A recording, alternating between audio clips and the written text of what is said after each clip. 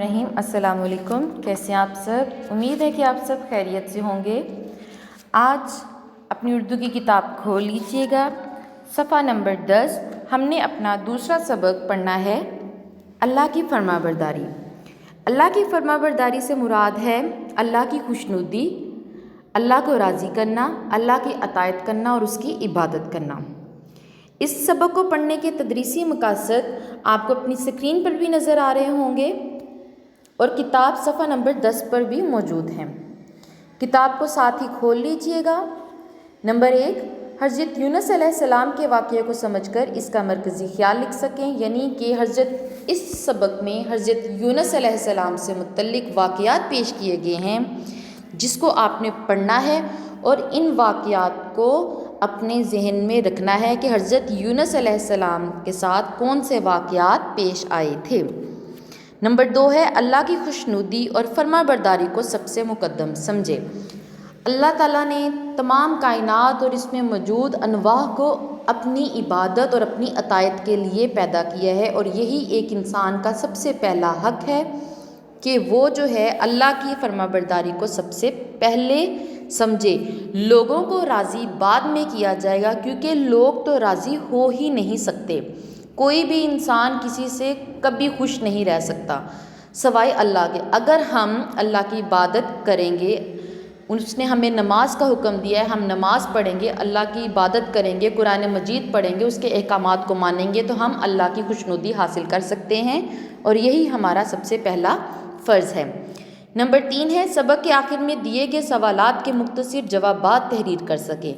جب ہم اس سبق کی ریڈنگ کو پڑھیں گے، پڑھائی کریں گے، تو اس کے آخر میں موجود سوالات کے جوابات جو ہیں ہمیں اس پڑھائی کے اندر سے ہی مل جائیں گے۔ نمبر 4 ہے اصطلاح سابقہ کی تعریف لکھیں اور مثال دے سکیں۔ جب ہم اس سبق کو پڑھیں گے، اس سبق میں ایسے بہت سے الفاظ ہیں جو کہ سابقہ کا مفہوم دیتے ہیں۔ سوال پیدا ہوتا ہے سابقہ کیا ہے؟ ایسے الفاظ جو کہ کسی لفظ کو شروع کرتے ہیں اور شروع میں بولے جاتے ہیں پہلے آنے والے، مثلا ناخوش، با ادب۔ اس میں ناخوش میں نا سابقہ ہے اور با ادب میں با سابقہ ہے، یعنی کہ پہلے آنے والا۔ سابقہ کا مطلب ہوتا ہے پہلے آنے والا۔ دو ایسے الفاظ جو کہ مل کے ایک مطلب دیتے ہیں، ان الفاظوں میں سب سے پہلا جو لفظ ہوتا ہے اسے سابقہ کہتے ہیں۔ اس کے بعد نمبر 5واں پوائنٹ ہے اللہ کے پیغمبروں کے واقعات پڑھنے کے لیے ان کی اسماء مبارک تحریر کر سکیں۔ اس سبق میں ہم اللہ کے پیغمبروں کے واقعات کو پڑھیں گے اور اس میں ان کے اسماء مبارک کے بارے میں جو ذکر کیا گیا ہوگا ان کو تحریر میں لا سکیں گے، جو کہ ہماری کتاب کے مشقی سوالات میں موجود ہوں گے۔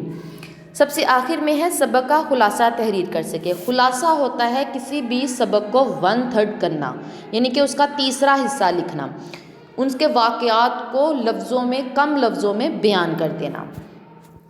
جیسا کہ ہمارا سبق نمبر 10 پہ ایک پیراگراف شروع ہوتا ہے جس میں ملک نینوا کے بادشاہ کے بارے میں بتایا جاتا ہے، جو کہ بہت ہی ظالم اور طاقتور تھا۔ اس نے فلسطین میں آباد قوم بنی اسرائیل پر حملہ کر کے اس کے بہت سے افراد کو قیدی بنا لیا تھا۔ فلسطین کا بادشاہ اس بات پر بہت رنجیدہ تھا۔ رنجیدہ کا مطلب ہوتا ہے بہت دکھ میں ہونا، کہ قیدیوں کو کس طرح سے آزاد کروایا جائے، اور وہ اس کی ترکیبیں سوچنے لگا۔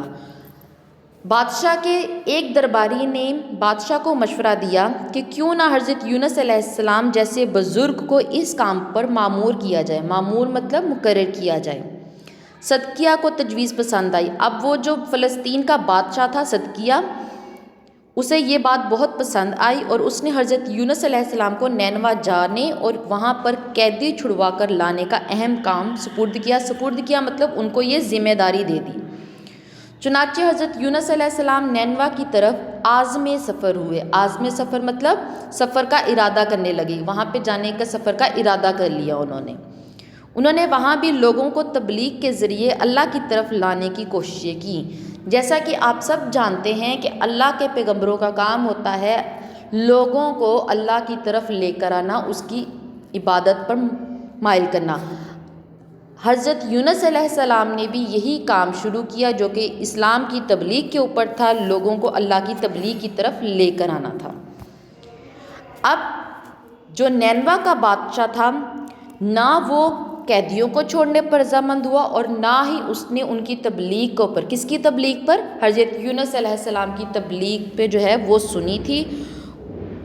حضرت یونس علیہ السلام نے بڑے پروکار انداز میں گفت و شنید شروع کی، یعنی کہ بہت ہی با اثر طریقے سے بات چیت کا سلسلہ شروع کیا۔ گفت و شنید کا مطلب ہے بات چیت کا معاملہ۔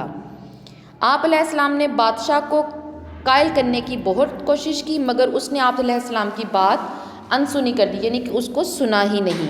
پھر آپ علیہ السلام نے اللہ کے حکم کے تحت اسے عذاب الہی سے بھی ڈرایا۔ عذاب الہی کا مطلب ہوتا ہے اللہ تعالیٰ کا جو عذاب نازل ہونا ہوتا ہے، اس سے ڈرایا، مگر وہ نہیں مانا۔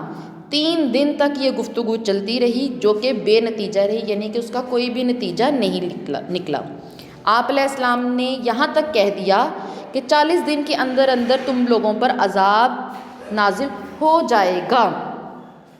اس تنبیہ پر اللہ تعالیٰ نے پوچھا، اب جب حضرت یونس علیہ السلام نے لوگوں کو 40 دن کا اندر عذاب نازل ہونے کا کہہ دیا تھا، تو اس ڈرانے پر اللہ تعالیٰ نے حضرت یونس علیہ السلام سے پوچھا، اے یونس یہ دنوں کا تعین کیوں کیا، یہ کہ مقرر کیوں کیے تم نے دن کے 40 دن کے اندر اندر آ جائے گا؟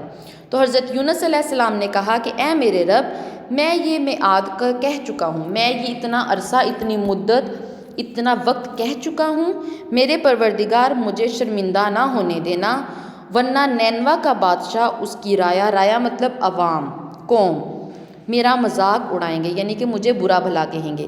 اب آپ نے اس پیراگراف کے اندر موجود تمام مشکل الفاظ کے معنی لکھ لینے ہیں اور انہیں اچھی طریقے سے پڑھنے ہیں، پڑھائی کرنی ہے، اپنے گھر والوں کو سنانی ہے، اور اس کے ساتھ ہی صفحہ نمبر 14 پر الفاظ مترادف اور متضاد دیے گئے ہیں۔ ایسے الفاظ جو اپنے مفہوم میں ایک جیسے ہوں مترادف، جبکہ ایسے الفاظ جو اپنے مفہوم میں الٹ ہوں متضاد کہلاتے ہیں۔